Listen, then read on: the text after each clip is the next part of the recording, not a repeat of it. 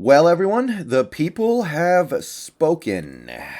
I posted a poll yesterday on my channel asking Seahawks fans what they would prefer the organization to do from this point. And I offered two options because, in my mind, this is a fork in the road and we got to pick a path and run with it. So, the two paths I offered are simple.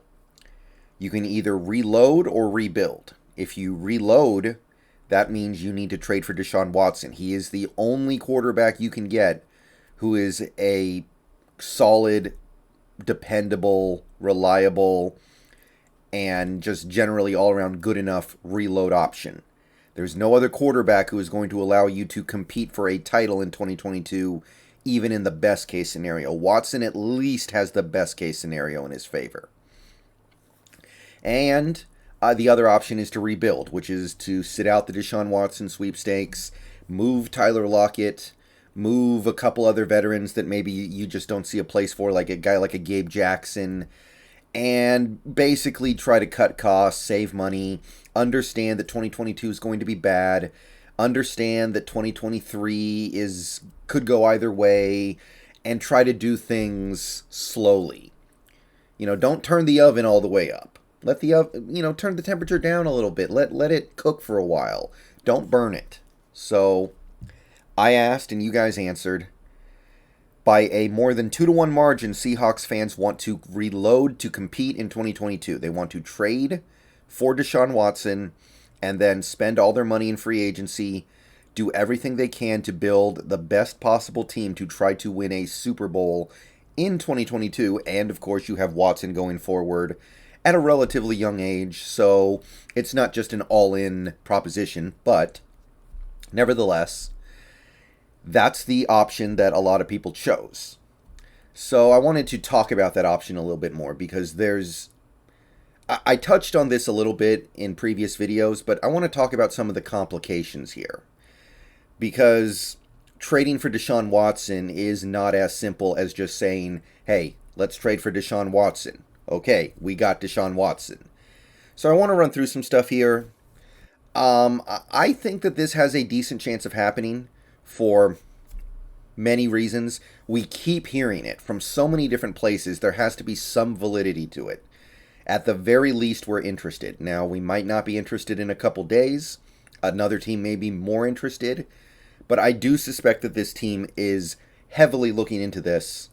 And I want to talk about some of the harsher realities of this potential timeline that we're going down. So let's go in order. Okay, so first thing I want to talk about is that Deshaun Watson has a no-trade clause.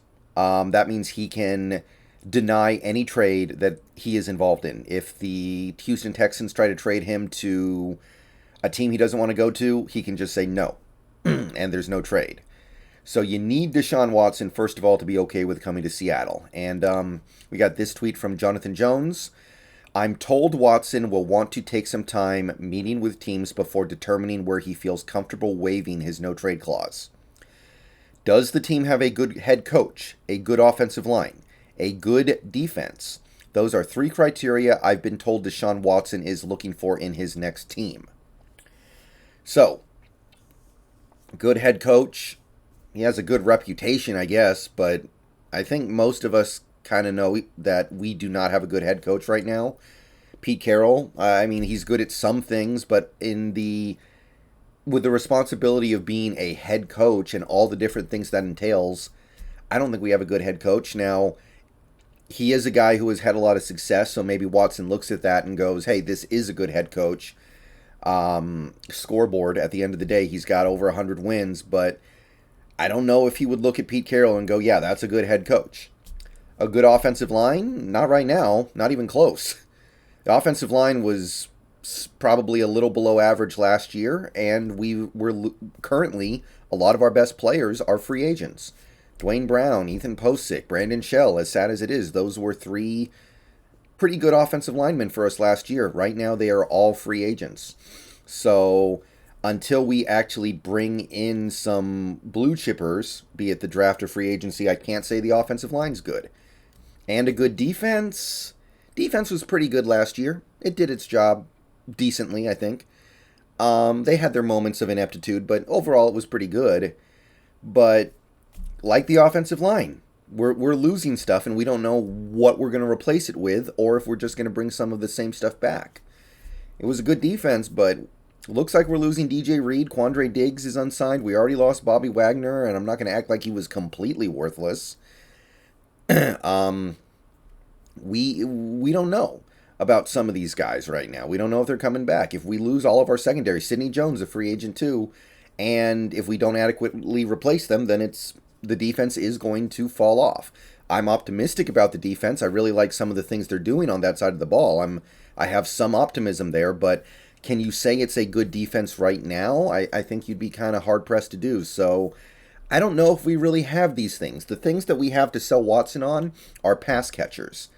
And maybe you could say the running game because the offensive line can run block, but we don't really have these things. Okay, so let's say you get Watson to sign off to waive his no-trade clause. Let's say you get him to say, okay, Seattle, good enough. Then you have the issue of the trade itself. My understanding is that as of right now, there are two teams that are aggressively pursuing Deshaun Watson, the Seattle Seahawks and the Carolina Panthers.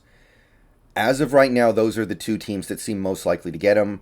Tampa Bay may get involved. I've been hearing some buzz around Tampa Bay. Maybe Pittsburgh, but they keep saying that they're not interested. They seem to be a little more interested in a game manager type quarterback, Jimmy Garoppolo. The Colts are probably very interested, but I don't think you trade Watson in the division. So, okay, let's just talk about the Carolina Panthers. Now, if I'm Deshaun Watson, I would never waive my no-trade clause for the Panthers, okay? I don't see much of anything with that team. I don't see much of a good offensive line. I definitely don't see a good head coach at all. At all. Like, that Matt Rule is approaching Bill O'Brien levels of ineptitude. We're not there yet, but we're getting there. And a good defense. They do have a good defense, but hold that thought for a second. So, there are a lot of rumors going around about what the Panthers' trade offer for Watson might be. But one of the ones I've seen pop up the most is this. I've seen this from a couple different places. I have it here in a tweet from David Newton of ESPN. I could see them asking for Brian Burns, maybe Derek Brown, and 3 first-round draft picks. So let's step back here for a second. 3 first-round draft picks. That includes number 6 overall in this draft. Number 6 overall. Brian Burns, a first-round pick from 2 years ago, top 15 pick, and Derek Brown, a top 10 pick from 3 years ago. Now, Derek Brown, he hasn't really played that well his first 3 seasons. He's kind of a first-round disappointment. But Brian Burns has been really good. He made the Pro Bowl last year. He's coming along nicely. So, this trade, I'm not going to act like it's 5 first-rounders. It's not. Because Brian Burns and Derek Brown are older, and they're closer to a big money extension than an actual first-round draft pick would be. But given the fact that Brian Burns is proven, and even with Derek Brown, you're getting a guy who you know at least belongs in the NFL, this is the equivalent of 4 first-rounders plus. This is, to me, the equivalent of like 4 first-round picks and maybe like a third-round pick. If that is the offer that Carolina puts on the table, you cannot top that as the Seahawks. I don't want us to, and I would sincerely hope we walk away at that point. So if Carolina is willing to put all this stuff on the table for a guy who has not played in a year, that to me is lunacy. Now, it makes sense why Carolina would be willing to be a little crazy right now. They need a quarterback bad. They haven't been a good team since they sold to the new owner, Tepper. They haven't had a good season since Tepper bought. They haven't won a playoff game since the 2015 season. So, I think that it makes sense why they would go crazy to get Watson, because you also have to remember Matt Rule is definitely going to get fired if they're not good this year. So, he doesn't give a rip about these draft picks, because in his mind, if I don't get Watson, I'm going to get fired probably, and I'm never going to get to use those picks. What do I care? So, you've got a desperate owner and a desperate coach willing to do anything to get that franchise quarterback. This is your one chance to do it. If Carolina was really willing to offer all this stuff for Watson, and Watson waived his no trade clause, you can't top it, okay? Got to walk away from the negotiation table at that point and say, hey, have fun in Carolina, Watson. Now, I don't know why Watson would really want to go to Carolina other than the fact that it's close to his home. That's a team with a completely unproven, well, actually, he's kind of proven to be pretty bad so far, head coach. You're gutting their defense, so even though their defense was good last year, it loses a lot, losing Brian Burns. So if you send Watson to Carolina and they lose half of their starting defensive line, the defense is probably not going to be as good. You don't have great receivers. You've got DJ Moore, and that's about it. And by the way, there's a rumor that the Panthers might trade Robbie Anderson, so you're betting heavily on Terrace Marshall Jr. Christian McCaffrey is made of spaghetti at this point. But if Watson would sign off on a trade, and this is that trade, then you have to have the discipline to walk away. And that's one of the most powerful things the Seahawks have right now. They have options. They can say, we want Deshaun Watson, but if we can't get him, that's okay. We have license to do a little bit of rebuilding. We have license to take our time. We have license to let this play out over the course of a few years. Matt Rule in Carolina doesn't have that. In his mind, he's probably thinking, if I don't get Deshaun Watson, I'm going to get fired. So no price is too steep for Deshaun Watson. So I could definitely see it coming down to whether or not Watson's willing to waive his no-trade clause. There's a rumor that he wouldn't, but rumors are rumors. So you have to have the stars align a little bit here. You need either Carolina to not be willing to give all this stuff up, or you need Watson to say, I don't want to play for the Panthers. That's number 2. And then number 3, and I think one of the biggest things to consider, is what do you do after you get Watson? So let's say Watson is okay playing for the Seahawks. Let's say he would waive his no-trade clause. Let's say you could get the right offer out there. Let's say, to me, I would go 2 first-rounders, 2 second-rounders, little bit more maybe, that's it. This guy hasn't played in a year. I don't know if he's been eating Pizza Hut every night for the last year. And while he probably won't get suspended, which is definitely a big thing, apparently in the new CBA, players don't get suspended unless there are actually criminal charges. You do have a little bit of a dark cloud hanging over him. So if Houston thinks they can get full value out of him, I would normally suspect they have another thing coming. Maybe the Carolina cocktail is just perfect for the desperation move, but we'll see how that situation sorts itself out. But okay, let's say all that stuff happens. You get Watson for 2 firsts, 2 seconds, basically what you got from Denver for Wilson. Then what? So Spotrac says our cap space as of right now is about $50 million because we got a lot of freedom when we cut Wagner, but we didn't get any freedom when we traded Wilson. So it's about $50 million right now. It's actually more. It's actually more because a lot of the guys they're counting are practice squatters. They're not going to make the active roster. Their salaries are going to be either non-existent or significantly reduced. So here's the thing. If you I'm sorry. I did not mean to pull that tab up, my bad. But anyway, here's the thing. $50 million. Add a little bit extra because of all the guys who are going to come off because of the practice squad thing I talked about. Deshaun Watson, if you trade for him, you are fully on the hook for his base salary, which is $35 million.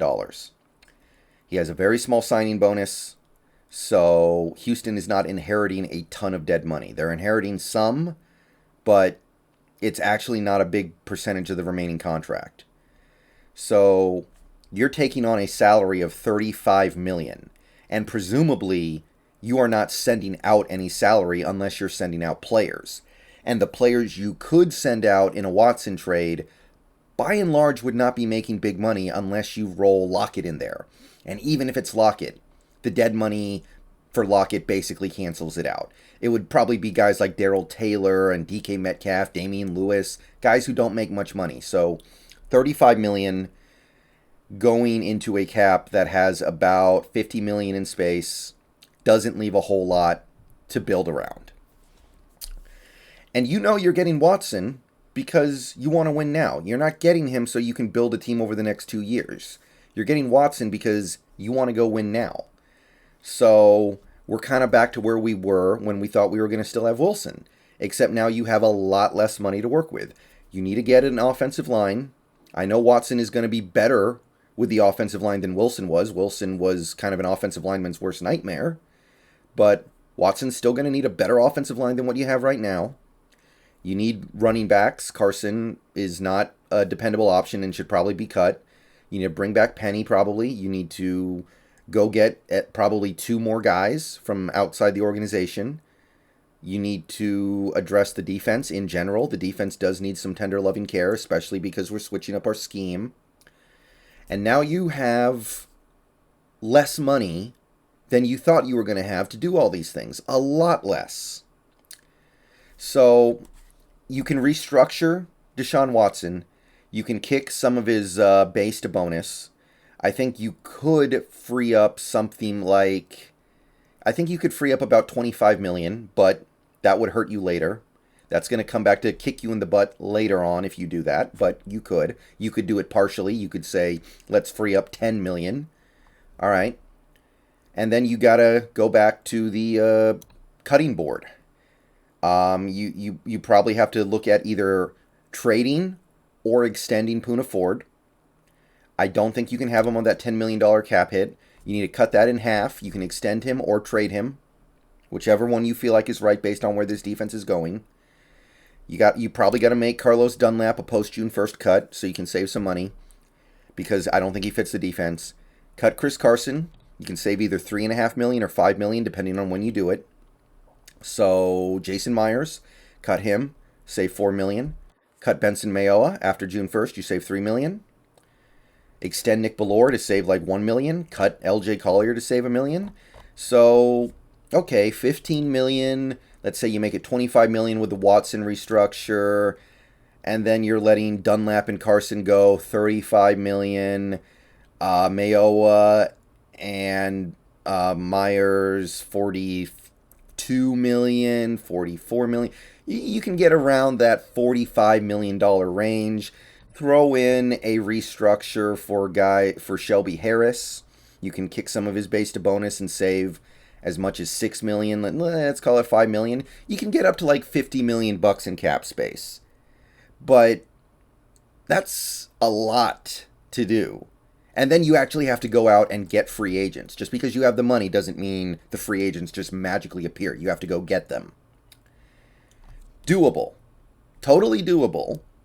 But not easy. Okay, guys like Teron Armstead, going to cost $90 to $100 million. Guys like Ben Jones, going to be pulling down 8 figures a year. You want to get Chandler Jones, like a lot of people are talking about, supposedly looking for $15 million a year.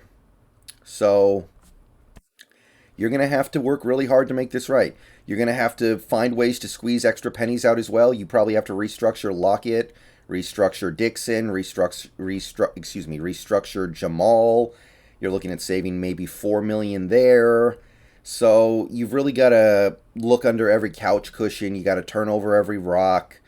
You can get to probably about 55 to maybe even 60 million, but you're going to feel it later. Now, I think you should probably do it, but it's a lot to do for one guy who hasn't played football in a year.